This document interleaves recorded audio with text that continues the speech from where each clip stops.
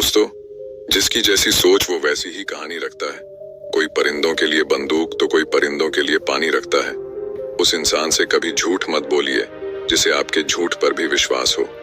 दुनिया के तानों से कभी नाराज मत होना। अनजान लोग तो हीरे को भी कांच का समझ लेते हैं। सच्चा रिश्ता एक अच्छी पुस्तक जैसा होता है। कितनी भी पुरानी हो जाए फिर भी शब्द नहीं बदलते। कामयाबी के दरवाजे उन्हीं के लिए खुलते हैं जो उन्हें खटखटाने की ताकत रखते हैं। जो लोग सब्र करते हैं या तो वो जीत जाते हैं या फिर सीख जाते हैं। जिंदगी में एक दूसरे के जैसा होना जरूरी नहीं होता, एक दूसरे के लिए होना जरूरी होता है। नमस्कार दोस्तों, धनी सेठ और एक गरीब आदमी की कहानी। दोस्तों, ये कहानी जानवर को भी इंसान बना सकती है। पत्थर की तरह मजबूत दिल रखने वाले की आंखों में भी आंसू आ जाएंगे। जिस गरीब आदमी को सेठ ने अपने महल के सामने एक रात्रि के लिए आश्रय नहीं दिया, उस गरीब आदमी ने सेठ के साथ कौन सा व्यवहार किया, इस कहानी से समझते हैं। दोस्तों, यह कहानी बड़ी ही शिक्षाप्रद, महत्वपूर्ण और ज्ञानवर्धक है। मेरा आपसे निवेदन है कि कहानी के अंत तक हमारे साथ में बने रहना। नमस्कार दोस्तों, बोधि थिंक्स बाय यूट्यूब चैनल में आपका दिल से स्वागत है। किसी नगर में एक बहुत धनी व्यापारी रहता था। उसके पास इतना धन था कि अपने रहने के लिए उस व्यापारी ने कई महल नुमा घर बना रखे थे। सेठ की सेवा के लिए उसके पास कई नौकर चाकर और कई तरह की सुख सुविधाएं थीं। यदि सेठ को एक महल से दूसरे महल तक जाना होता तो वह घोड़े पर चढ़ करके जाता था।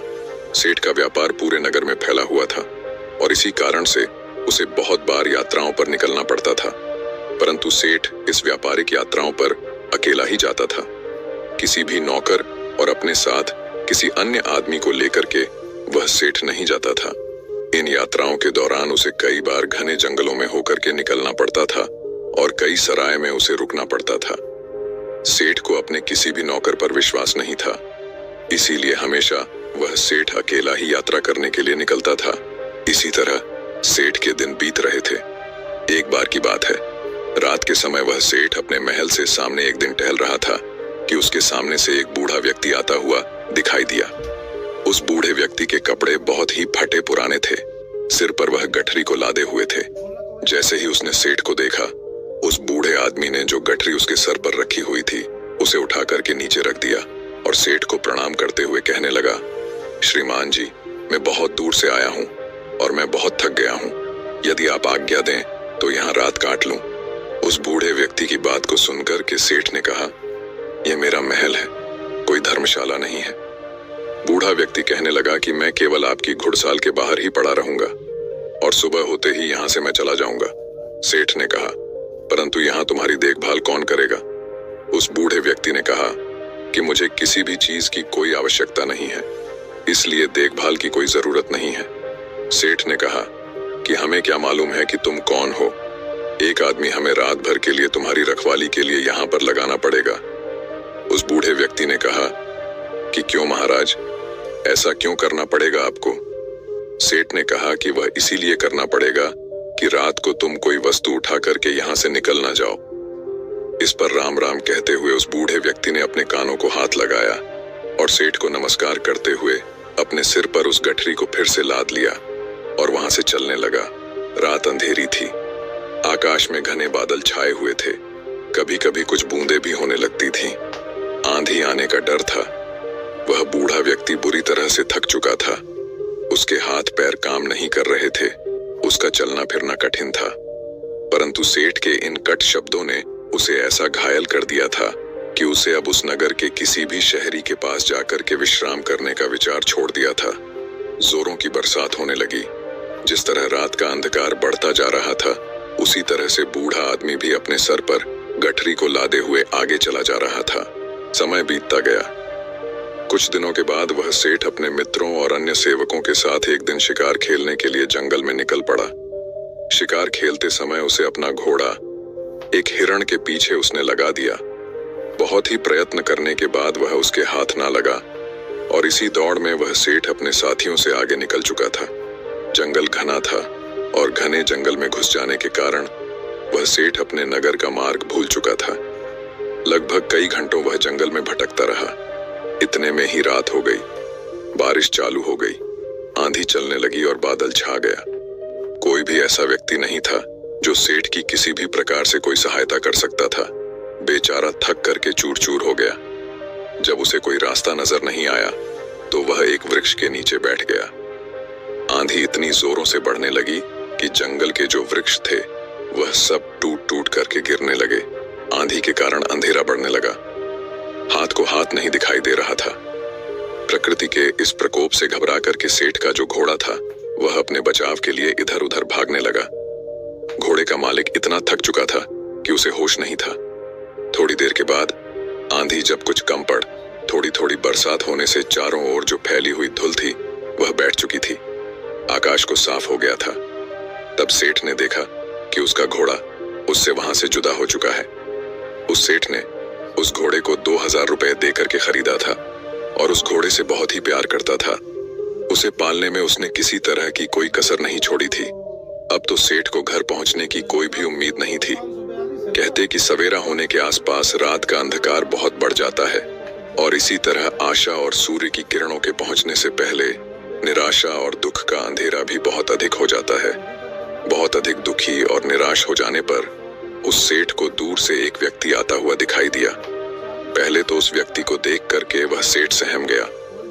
कहीं यह कोई व्यक्ति चोर या डाकू ना हो जो उसे आकर के उसे लूट ले। परंतु जब उस व्यक्ति ने सेठ के पास आकर के नमस्कार करते हुए अपने होठों की मुस्कान से सेठ के हृदय को निर्मल कर दिया, सेठ को बड़ी उम्मीद दिखाई दी। उसे आशा का प्रकाश दिखाई देने लगा। हंसते हुए उस व्यक्ति ने सेठ से कहा, आप इतने क्यों घबराते हैं? साथियों के बिछड़ने से, राह भटकने से और किसी की सहायता ना मिलने से कहते हुए सेठ ने अपनी सारी जो कहानी थी उस व्यक्ति को सुना दी। उस व्यक्ति ने जब सेठ की कहानी सुनी तो उसको सेठ पर दया आ गई और वह सेठ को लेकर के अपनी झोपड़ी में चला गया। वहां जाकर उसने बताया कि वह अपने पिता के साथ रहता है। जो भी रूखा सूखा भोजन हम लोग खाते हैं आप भी खा लेना और यहीं पर रुक करके विश्राम कर लेना। सेठ ने कहा कि परंतु मेरे घोड़े का क्या होगा?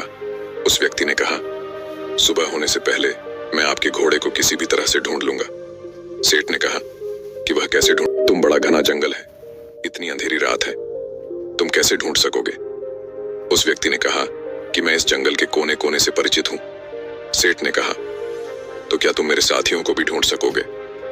उस व्यक्ति ने कहा, यदि वे इस जंगल में हुए तो मैं अवश्य ही उन्हें ढूंढ निकालूं। इस उत्तर को सुनकर के उस अमीर सेठ को बड़ा ही संतोष हुआ। उसके मन में बड़ी उम्मीद जगी और इस तरह से वह सेठ पूरी तरह से निश्चिंत हो चुका था। वह अब भी सोया नहीं था कि उस व्यक्ति ने सेठ के सामने एक दूध का कटोरा ला करके रख दिया। सेठ ने कहा कि यह क्या है महाशय? उस व्यक्ति ने कहा कि सेठ जी, यह हमारी बकरी का दूध है। सेठ ने कहा कि तुम्हारे पास कितनी बकरियां हैं? उस व्यक्ति ने कहा कि मेरे पास तो सिर्फ एक बकरी है। सेठ ने कहा, क्या एक बकरी इतना दूध दे सकती है? या एक शेर से अधिक नहीं होगा? तुम भी पियो। उस व्यक्ति ने कहा कि नहीं, पिताजी ने कहा है कि आज का जो भी दूध है वह केवल अतिथि सेवा में लगाया जा सकता है। आज हम लोग दूध नहीं पिएंगे। सेठ ने कहा कि ऐसा क्यों?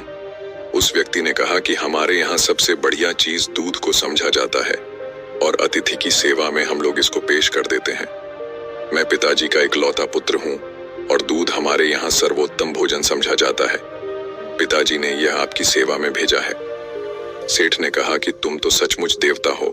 सेठ की बात को सुनकर के वह व्यक्ति कहने लगा, नहीं सेठ जी, देवता तो बहुत दूर की चीज है, हम तो पूरी मानवता को भी नहीं अपना सके।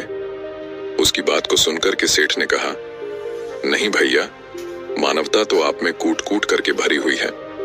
इस तरह बातें करते करते वह सेठ सो गया।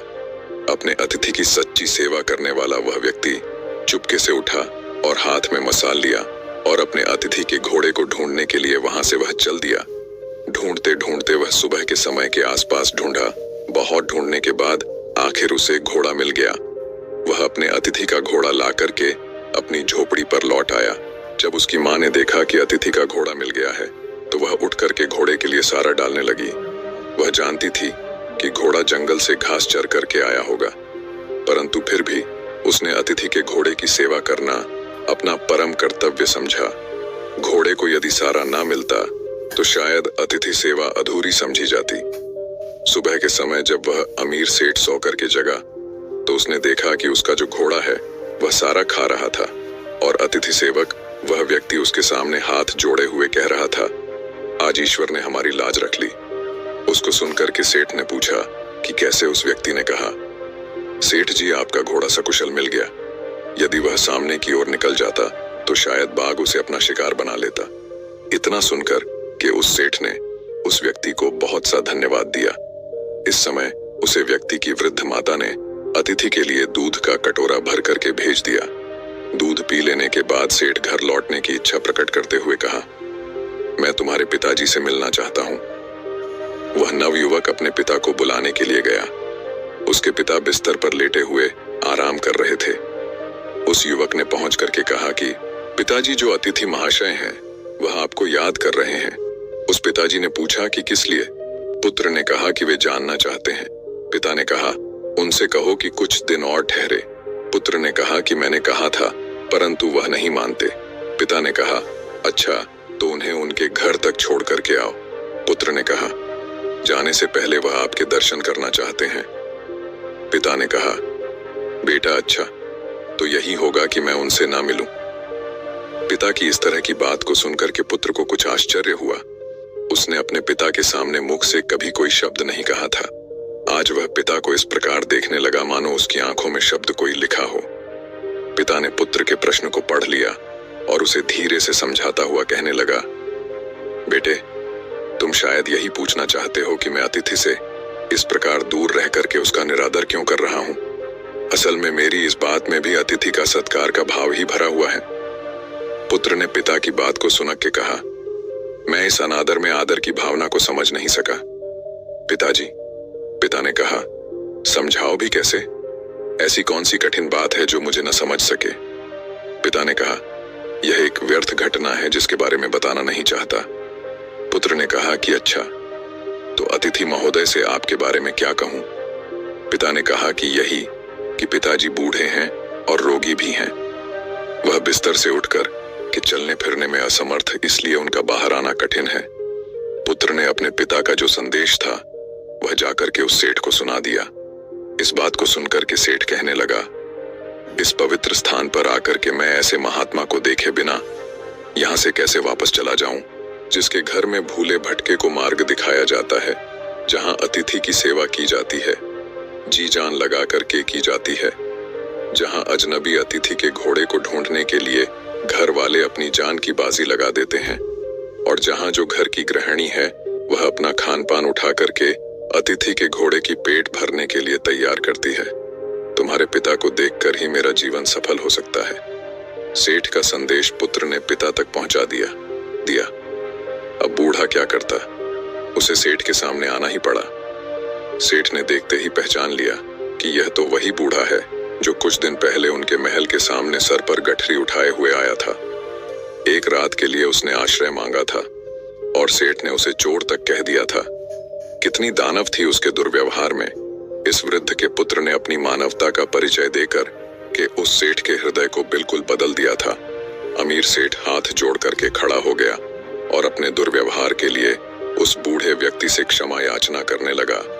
बूढ़े व्यक्ति ने कहा, आपकी ओर से क्षमा याचना का प्रश्न ही पैदा नहीं होता है, क्योंकि मैं बाहर आकर के आपको उस पुरानी घटना की याद नहीं दिलाना चाहता था। आपके आग्रह को मैं टाल नहीं सका, इसीलिए मुझे यहाँ आना पड़ा। इससे शायद आपको बड़ा दुख हुआ हो, अतः मुझे आपसे क्षमा मांगनी चाहिए। सेठ ने कहा, कितना ऊंचा है आपका व्यक्तित्व। इतना कह करके वह अमीर सेठ उस वृद्ध के चरणों में गिर पड़ा। उसके नेत्रों से पश्चाताप के आंसू झर रहे थे।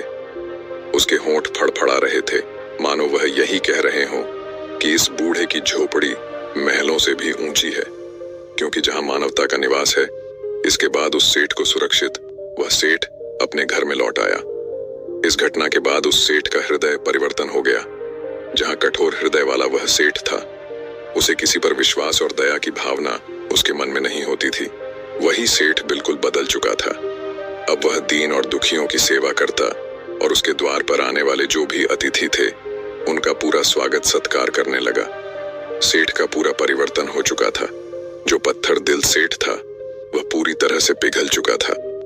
दोस्तों, ये कहानी आपको कैसी लगी है, एक प्यारा सा कमेंट करके जरूर बताना। और यदि वीडियो आपको पसंद आया है, अच्छा लगा है, तो इस वीडियो को लाइक शेयर करके चैनल को सब्सक्राइब जरूर कर देना। तो चलिए फिर मिलते हैं ऐसी एक और नई वीडियो में एक नए मैसेज के साथ। तब तक के लिए अपना ख्याल रखें। धन्यवाद और नमो बुद्धाय।